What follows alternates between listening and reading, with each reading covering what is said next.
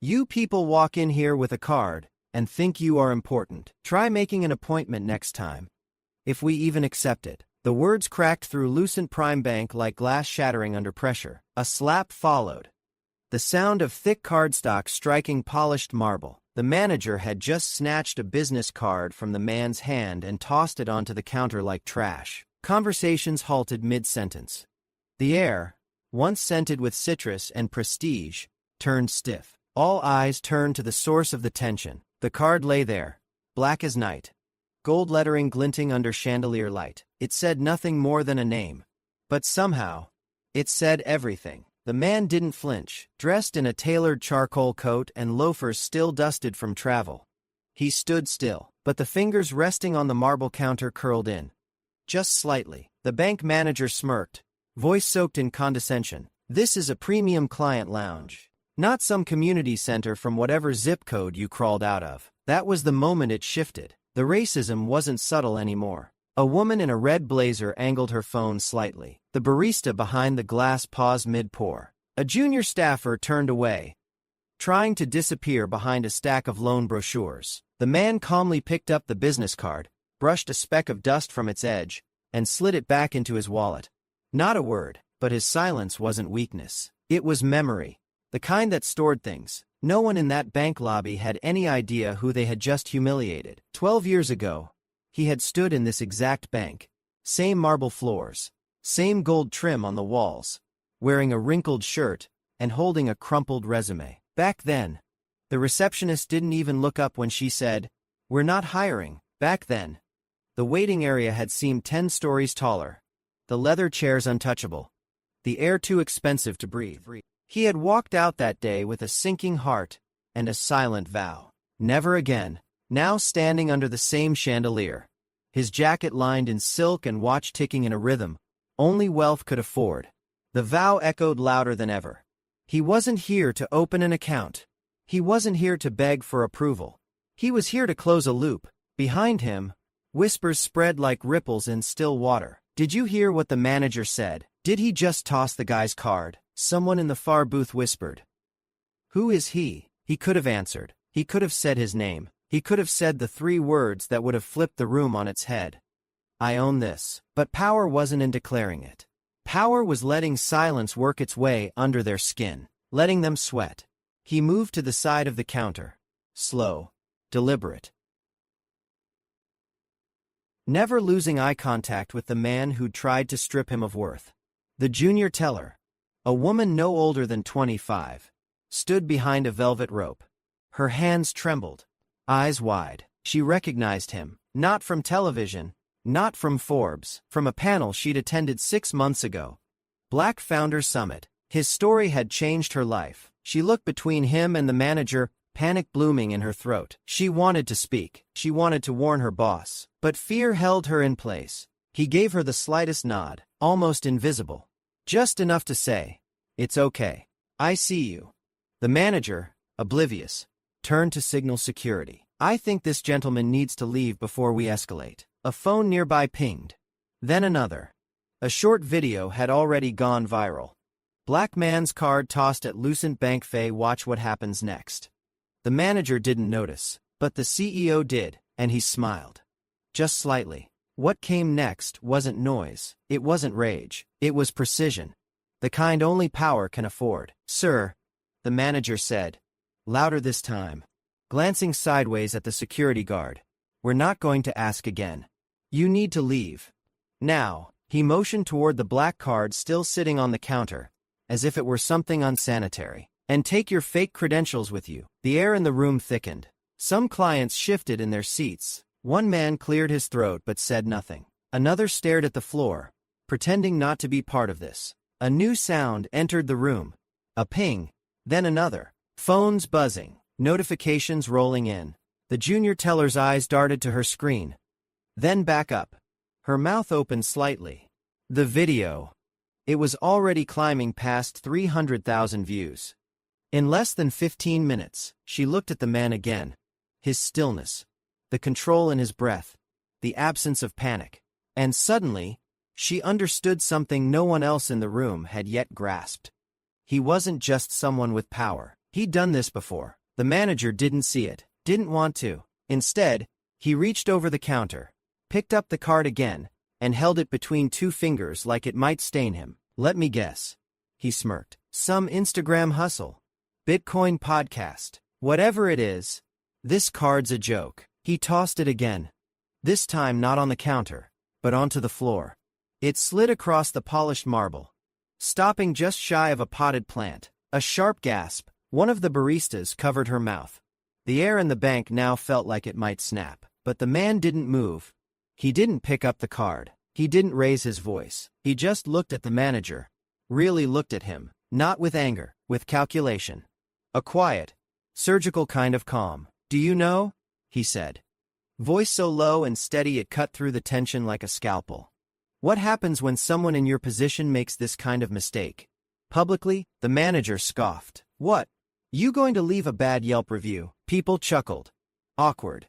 Nervous laughter. No one laughed fully. No one felt safe anymore, because they could feel it now. Something was shifting. The man reached into his coat pocket. Not fast. Not slow. Just deliberate. For a moment, the security guard tensed, but all he pulled out was a sleek, black phone. One tap. Two. A call connected. Carla, he said calmly. Activate it. The manager blinked. Excuse me. The CEO didn't look at him. He looked at the junior teller instead, and smiled. And that's when the building stopped being his enemy, and started being his stage. For a second, no one moved. The weight of that one word, activate, hung in the air like thunder about to break. And then, a soft voice almost trembling. Mr. Langston. Everyone turned. It was the junior teller. She'd stepped out from behind the velvet rope, fists clenched at her sides. Her name tag, Ella C., glinted under the chandelier light. She looked terrified, but she didn't stop. The manager's eyes narrowed. Ella, go back to your desk. She didn't. She walked past the stunned clients, heels clicking louder than they should have in a room that quiet. I know who he is, she said. That card's real. The manager turned red. What are you talking about? Ella swallowed hard. He spoke at the Black Founders Summit. He's not some scammer or influencer. That's Darius Langston. Her voice cracked. He's on the board of this bank's parent company. The silence that followed was so thick, it was almost violent. Someone near the espresso bar dropped a stirrer. The manager let out a short, sharp laugh. That's ridiculous. I would have known if you didn't check his name. Ella cut in. You didn't ask. You just saw what you wanted to see. Darius Langston didn't say a word. He didn't have to. The video of Ella's confrontation was now the second live stream trending on TikTok. The original had already hit 1 million views. The room shifted. A man in a navy suit got up quietly and walked out. A woman pulled her child closer. The security guard took one step back, uncertain now who exactly he was supposed to protect. The manager's face had drained of color, but still, pride clung to his tone. Even if that's true, he doesn't have the authority to disrupt my branch like this. Darius finally spoke again, voice calm, nearly gentle. Your branch. The words were soft, but the way he said them, as if he were amused by a child who'd just claimed to own the moon. He turned the phone toward the screen. Carla's voice echoed through the speaker. All systems confirmed. Mr. Langston's executive override is in place. Branch operations now routed through corporate compliance. All actions will be logged. The screen flashed with internal systems shifting. Notifications pinged as access points rerouted. Ella gasped. She'd never seen it done in real time. The manager stepped back, reaching for the edge of the counter as if it could hold him up. But it wouldn't. Not today. Because the branch wasn't his anymore, and the reckoning had just begun. The manager opened his mouth to speak, but the words never made it out. Behind him, the lobby's digital display, normally reserved for promotional videos and interest rate charts, suddenly changed. The Lucent Bank logo disappeared, replaced by a single name, Langston Holdings. The font was minimalist, sleek, silent power. It didn't need to shout. People in the room gasped. Wait? Is that? No way. That's his? I've seen that logo before. On the FinTech news last week. The shift was seismic. In seconds, the atmosphere flipped from hostile to uncertain, then, unmistakably, respectful. Now, everyone looked at Darius differently, not as a man defending himself, as someone they should have never disrespected. The manager stumbled a step backward, His eyes darted around, searching for someone, Anion, to rescue him, but no one moved. Even the baristas had stopped pretending to clean. Phones were out, filming, waiting. Darius still hadn't raised his voice. He hadn't even stepped forward. He just stood there, letting the room choke on its own assumptions. He reached down, finally, and picked up the business card the manager had tossed to the floor earlier. He examined it, then looked up at the manager. "It's bent," he said simply. The manager laughed nervously. "Okay. Look, clearly, here has been some misunderstanding here. Let's just—" Darius cut him off. "Number, you misunderstood." His voice was low, but unshakable. "You misunderstood who I was, what I represent, who I employ, and what I own." The words weren't dramatic. They were precise. The manager looked at Ella, then at the phone still displaying Carla's name. "Mr. Langston," he said, struggling for footing. We value your patronage." "I am not a patron," Darius said. That stopped the man cold. "I am not here to use this bank," Darius continued. "I am here to clean it." A few people in the lobby actually nodded. One even clapped. Then stopped, awkwardly, realizing where he was. The manager tried again. Let's talk about this privately." Darius raised an eyebrow. "I think we're past that."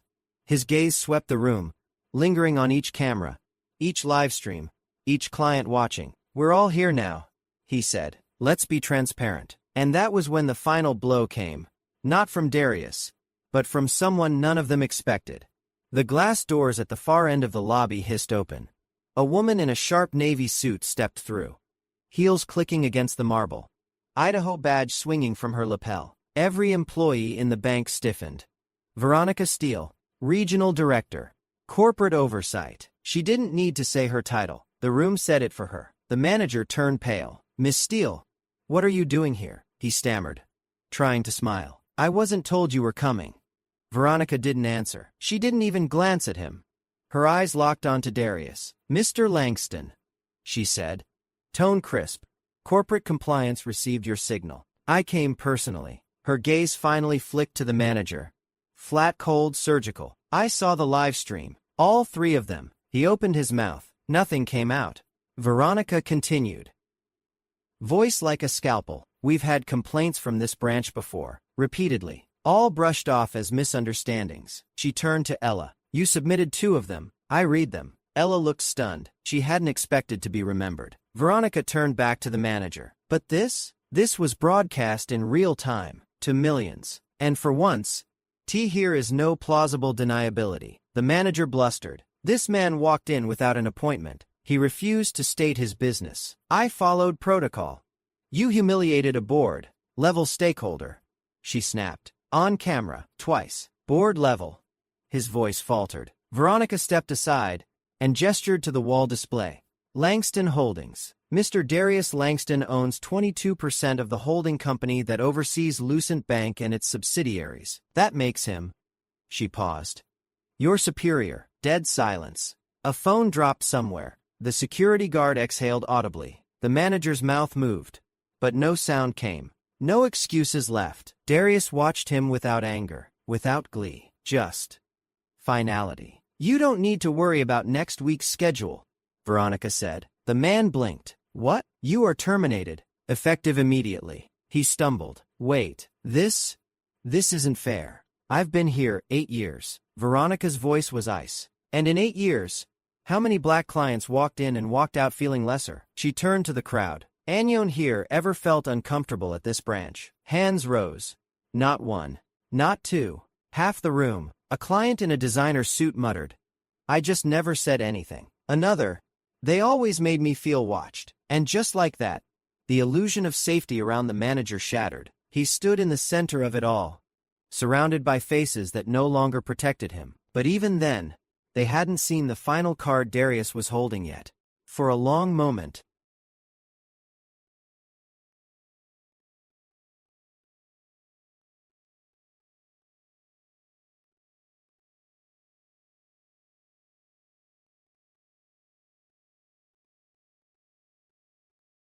the manager stood frozen, still hoping, somehow, that this was a nightmare. But Darius moved. He stepped forward.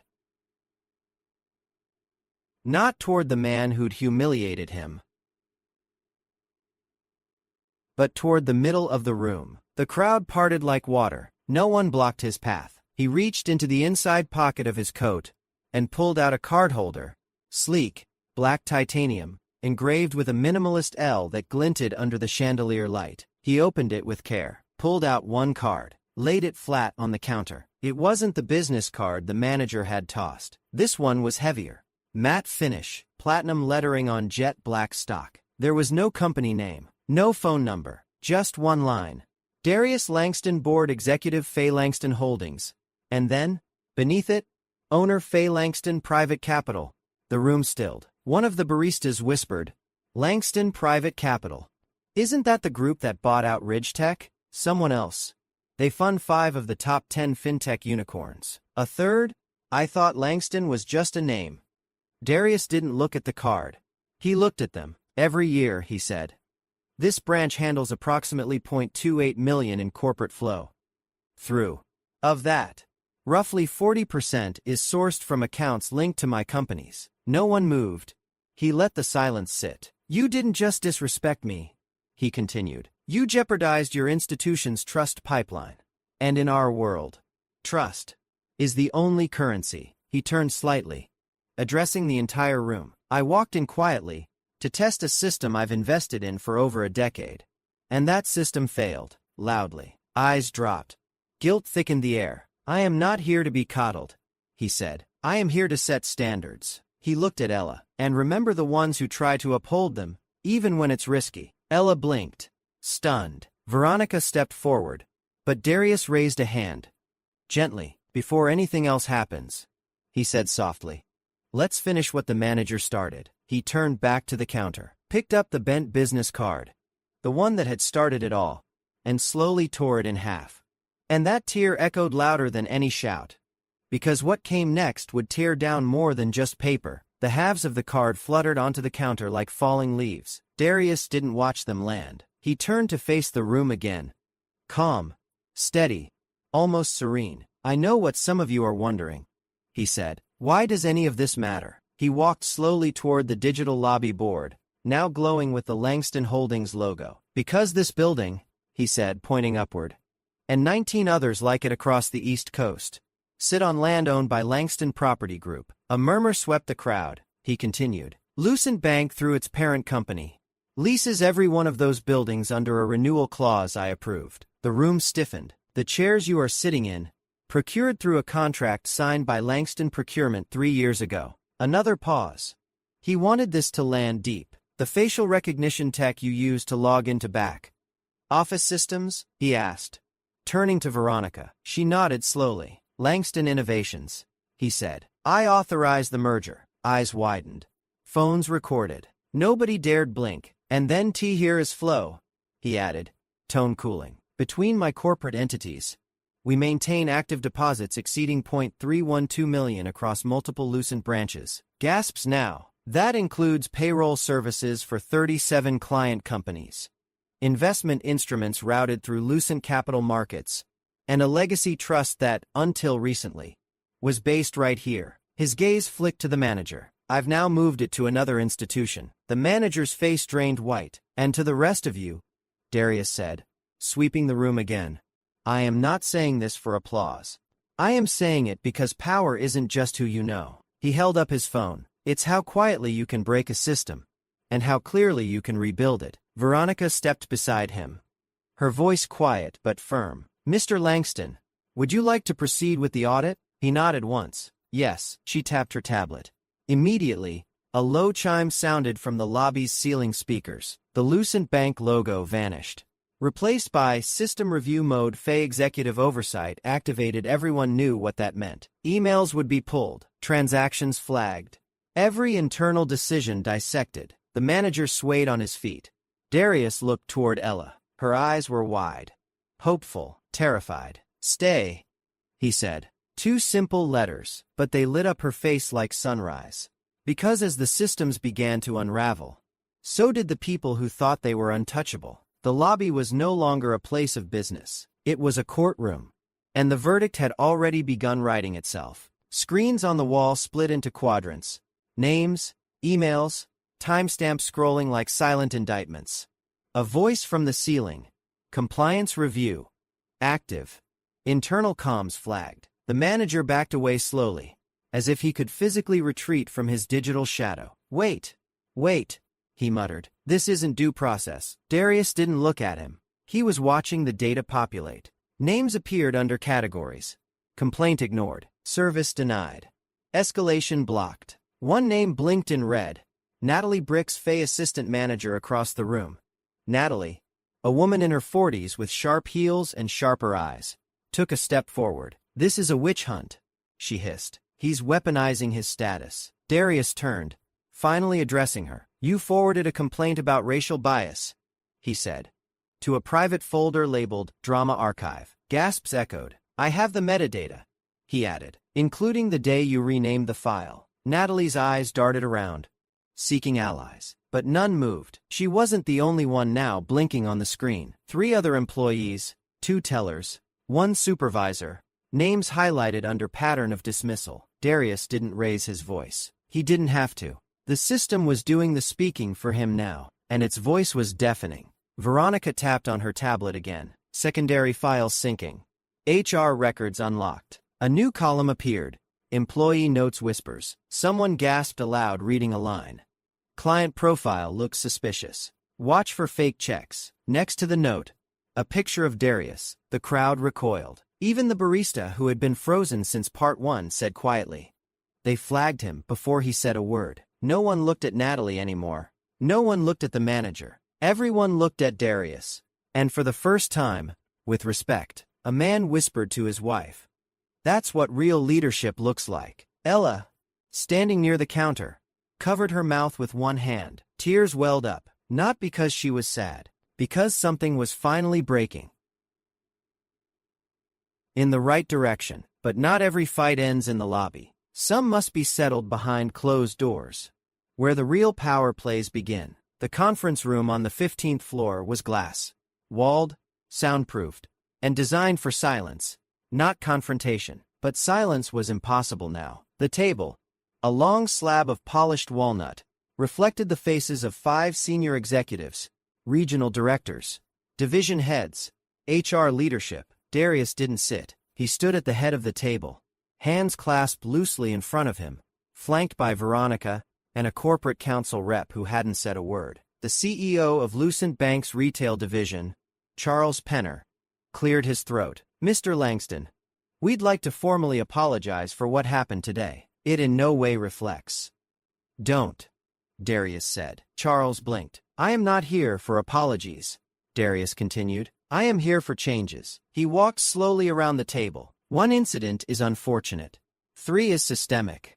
11 complaints over 2 quarters. He raised an eyebrow. That's culture. He stopped behind the chief HR officer. You've buried those reports. She didn't deny it. You had a DE committee, he added, and no actual authority assigned to it. It was theater. Someone shifted in their chair. Darius leaned forward slightly. So here is what's going to happen. He pulled a small folder from his briefcase and laid it on the table. Inside, a printed document titled, Bias Reform Directive Fay Mandatory Action Plan. He began listing. Voice steady. Immediate termination of staff with verified misconduct. No warnings. No coaching plans. Gone. Full audit of client interaction data across all 43 branches. With external compliance. Not internal HR.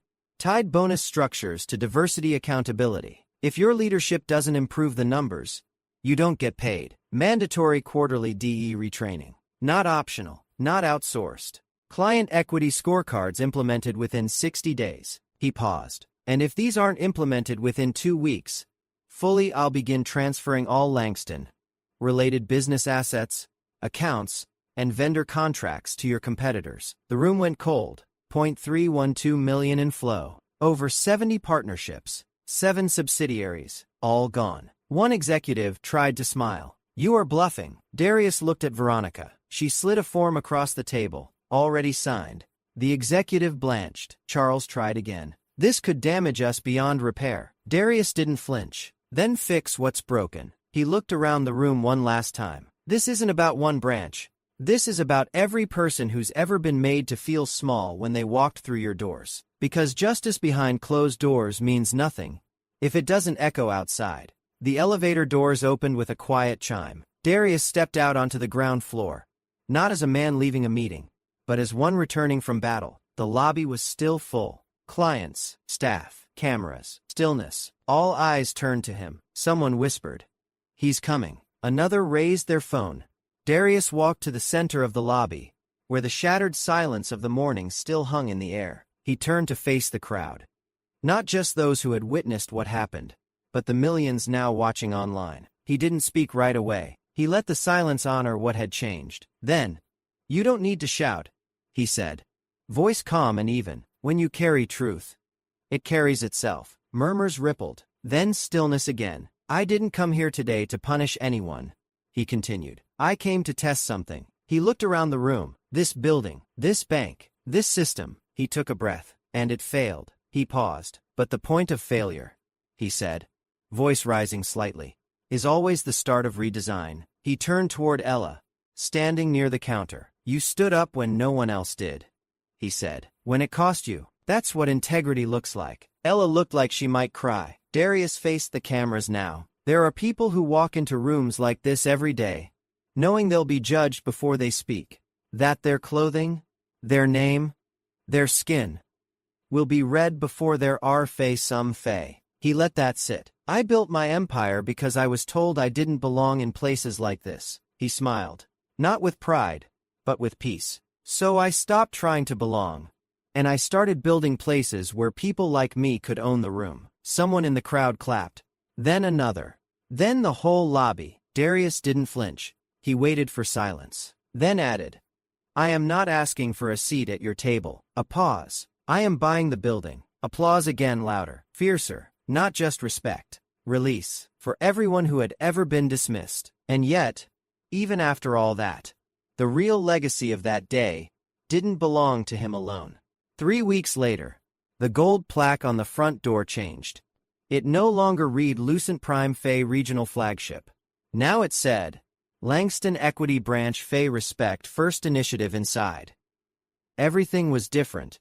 The uniforms, the protocols, the staff, but most of all, the spirit. And at the center of it all, seated behind the new service counter, with a navy blue badge marked Leadership Intern Fay LSC, sat the young woman who'd once stood in fear and spoke anyway. She wasn't shaking now. She was giving a tour to a group of new hires, all of whom had been selected under a diversity first mandate. She smiled as she walked them past the mural near the lobby, an art piece created in partnership with a local black artist.